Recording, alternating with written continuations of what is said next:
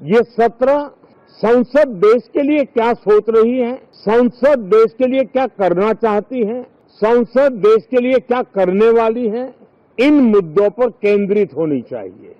विपक्ष भी अपना दायित्व निभाए, चर्चा में ऐसे मुद्दे उठाए, मजबूत मुद्दे उठाए, पराजय के निराशा में से बाहर निकल करके आए।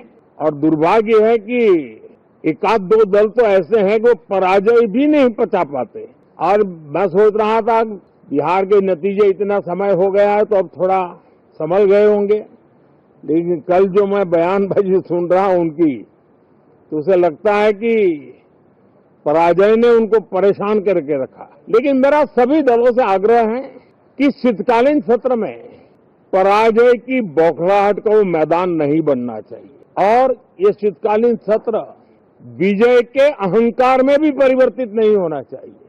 बहुत ही संतुलित तरीके से जिम्मेवारी के साथ जनप्रतिनिधि के रूप में देश की जनता का हमसे जो हमें दायित्व दिया है और हमसे जो अपेक्षाएं हैं उसको संभालते हुए हम आगे के लिए सोचें, जो है उसको कैसे अच्छा कर सके, अगर बुरा होता है तो उसमें सटीक टिप्पणी कैसे कर सके ताकि देश के नागरिकों का भी ज्ञानवर्धन हो। ये मेहनत का काम जरूर है लेकिन देश के लिए करना चाहिए। साथियों, ये शीतकालीन सत्र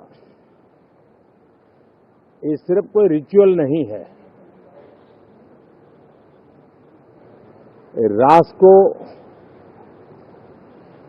प्रगति की ओर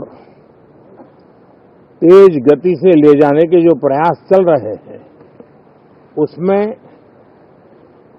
ऊर्जा भरने का काम ये शीतकालीन सत्र भी करेगा, ऐसा मेरा पूरा विश्वास है। भारत ने लोकतंत्र को जिया है, लोकतंत्र के उमंग और उत्साह को समय समय पर ऐसे प्रकट किया है कि लोकतंत्र के प्रति विश्वास और मजबूत होता रहता है। ये सत्र संसद देश के लिए क्या सोच रही है, संसद देश के लिए क्या करना चाहती है, संसद देश के लिए क्या करने वाली है, इन मुद्दों पर केंद्रित होनी चाहिए।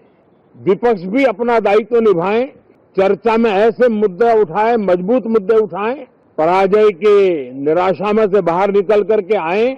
और दुर्भाग्य है कि एक आध दो दल तो ऐसे हैं कि वो पराजय भी नहीं पचा पाते।